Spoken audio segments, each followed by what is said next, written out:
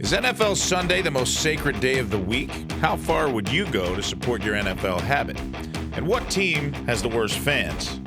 More on that today on the only douche you're going to need, the Number 2 Show.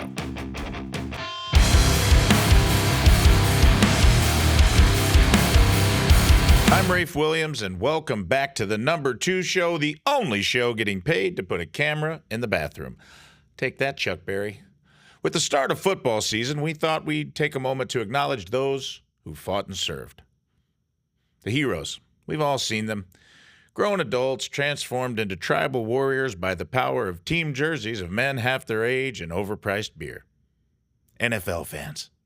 It's a religion for some, an obsession for others, and a horrifying glance into the depths of human passion for the uninitiated. So follow me through the glory hole for today's main topic, NFL Fandom. It's more than just a game to folks, okay? It's an excuse to drink beer before noon on a Sunday. NFL Fandom isn't for the weak, it's for the hardcore. The ones who paint their faces and, God forbid, their bare chests and bellies in sub-zero temperatures. This is the Coliseum of modern times. So why is an NFL Sunday sacred for some and sacrilege for others? Maybe it's the ritual of it all, the pregame barbecue, the gathering of the faithful around the flat-screen altar to offer up the sacrifice of the wing of fowl and the blood of queso. Or perhaps it's that on any given Sunday, your team, no matter how underdog they are, can upset the football gods and come out a victor. Which brings us to this guy. Let me introduce you to Xavier Chisaholic Babadar. Remember earlier when I asked how far you'd go for your NFL team? Well, this dude went all the way. He ended up in handcuffs. No, not in a kinky Las Vegas furry convention kind of way, more of an armed robbery and money laundering kind of way. Our man Xavier wasn't laundering jerseys, okay? He was robbing banks and laundering the cold, hard cash in casinos. This unreleased fifth season of Ozark is going to be wild, bruh. This well-known Chiefs fan was so notorious that when he ghosted a game last December, it was like Waldo went missing, and everybody was looking. And they found him. Boom. The guy's all over the FBI's most wanted list. Pat McAfee called him the wolf that jumped bail, and honestly, I wish I'd have coined that one, but I am going to go ahead and trademark the bench trial as the judge who tried wolf. Much better, Pat. In the wildest sports story involving a wolf since Scott Howard led the Beacon High Beavers to a championship in 1985, Babadar allegedly nabbed $70,000 from just one heist, and he had to make a tough choice. One Taylor Swift concert or an entire season of front row NFL ticks. So the next time you think about how deep your fan loyalty runs, remember Xavier Chisaholic Babadar. But not all fans are furry-wearing, casino-haunting felons on the FBI's most wanted list, although they are pretty damn bad. Which brings us to a segment I like to call Top of the Tank. On this week's Top of the Tank, we're going to take a look at a list of the most annoying fan bases in football based on a survey compiled by Gambling.com. Because who else would I trust for a fair, unbiased, totally on the up-and-up list than an online gambling syndicate? So here we go. It's time for the takedowns of the top 5 worst NFL fandoms. Coming in at number 5, the Green Bay Packers, where the team is the town because the town blows. The city where everyone should be on Ozempic, and football isn't just a sport, it's a lifestyle. Literally, it's the only goddamn thing to do in that town. The second most notable thing about Green Bay besides the Packers is that it's, quote, the toilet paper capital of the world, and its last claim to fame, other than the Lombardi Trophy, and I swear to God, I'm not making this up, was offering the first splinter-free toilet paper in the 1930s. Extra, extra, read all about it. No more splinters in your sphincter, thanks to the Green Bay Paper Packing Company. Mister, buy a paper? Green Bay is so uneventful. The most exciting thing to happen off the field is debating which cheese pairs best with existential boredom. You guys put all your eggs in one basket, and guess what? That basket is woven from Brett Favre's misappropriated welfare funds and decades of shattered playoff dreams. I mean, the city's tourist website should just be a picture of Lambeau Field with a caption saying, "Why in the hell are you still here? The game's over. Get out of here." It's like the city planners gathered around and said, "We got football, cheese, and diabetes, boys. Do we really need anything else?" Newsflash, you do. Insulin. Green Bay Packer fans, or as you love to call yourselves, the Cheeseheads. Your hats look like wedges of cheddar, and you proudly wear foam cheese bras like you're auditioning for a wealthy pervert's Bukkake Velveeta porn, and we all know where he's going to stick that giant foam finger. Now let's talk about that owner title you throw around because you own a share of the Packers. Oh, you're an owner? What was your first executive decision? Making sure the locker room is stocked with Gouda instead of Gorgonzola? You have as much say in the team operations as I do in what movies get played at the theaters because I invested $1,000 in AMC stock, which is now worth approximately, let's see here, $59.25. Crushing it. But hey, it's not all curds and whey up there in Wisconsin. You do have Aaron Rodgers. Oh, wait. No, you don't. I guess that's your Achilles heel. Number 4, the Kansas City Chiefs. And I'm not going to lie, as a lifelong Chiefs fan, this one hurts a little bit, but we are going to go for it. Fair and balanced. Here we go. You got Patrick Mahomes, the human highlight reel, but you're still doing the tomahawk chop. No, no, no, no, no, no, no.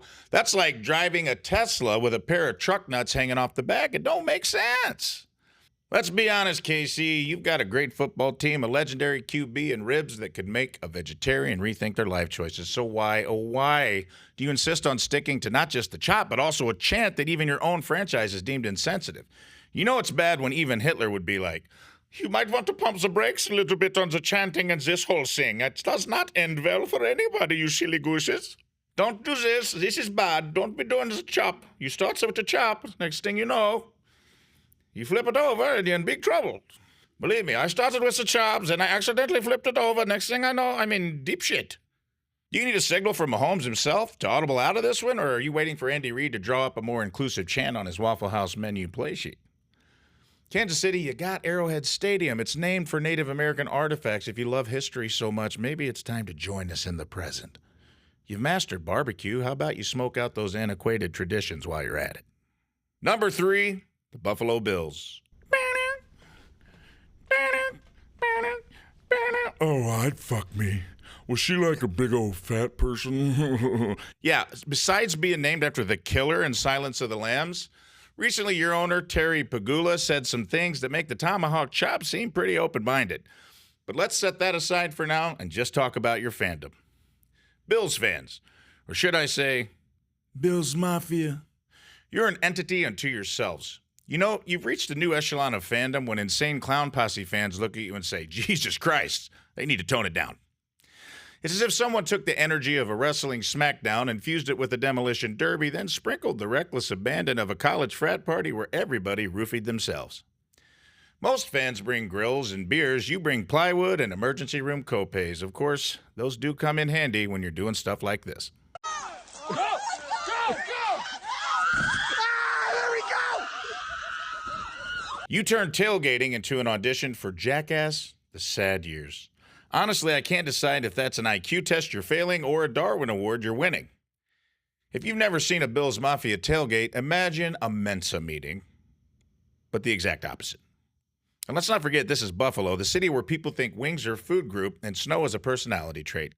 In Buffalo, there are 4 seasons. Winter, still winter, God damn it, still winter, and holy shit, did Andy's dad just shatter his femur jumping off an RV on Sunday Night Football.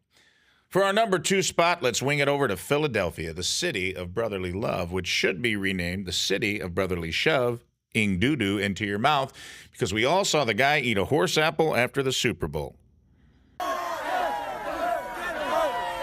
Let's get it!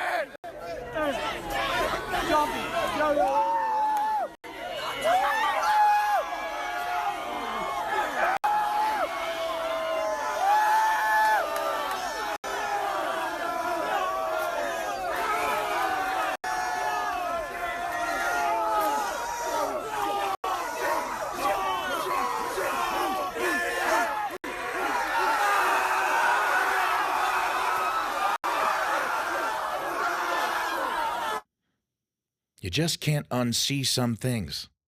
This is a group of fans so raucous and rowdy, they had to install a courthouse and a jail inside a Veterans Stadium, okay? Because nothing screams, go team, like due process before the 4th quarter. That's not a fan feature, that's a federal indictment. Let's face it, the Eagles have a fan base that makes Alcatraz look like a gated community, and it's no wonder why your mascot Swoop looks perpetually nervous. He's one bad play away from needing a witness protection program. It's the kind of city where you can feel the crackle of electricity in the air, or is that just the taser one fan used on another in the bleachers? Your fanaticism borders on religious fervor. The only difference is most religions promote peace and love, while the gospel of the Eagles fans promotes felony assault and public urination. In Philly, pass interference could be a call on the field or when you stab a drunk buddy with a concealed shiv for hitting on your sister. Finally, number 1, Dallas Cowboy fans, or as I like to call them, Jerry's kids. This is a team that's been Jerry Jones's favorite toy since 1989. Not even a Barbie dream house has as many shiny accessories as AT&T Stadium. Jones bought himself a team and a stadium so extravagant that it's got its own zip code and tax bracket. You can almost hear him say, "I don't always watch football, but when I do, it's in my billion-dollar palace with Leonardo DiCaprio and a golden bidet." Jerry doesn't really talk like that. It'd be more like, "I don't always watch football, but when I do, it's in my golden palace with Leonardo DiCaprio and a golden bidet." It's not as funny. Yeah, you've got this massive stadium with the Jumbotron so large it has its own gravitational pull, but what's it all for? To broadcast mediocrity in 4K resolution? Jerry Jones isn't just the puppet master pulling the strings. He's the marionette, the stage, the theater, all rolled into one egocentric display of excess. Every year, it's the same soap opera, grand promises, big disappointments, and a leading man, Jerry, of course, who can't read the room or his team's actual needs. The star on your helmet isn't a rating of excellence. It's more like a Yelp review of Jerry's ownership, a solid 1 out of 5 stars. You've got a fan base that's more bandwagon than an Oregon Trail expedition.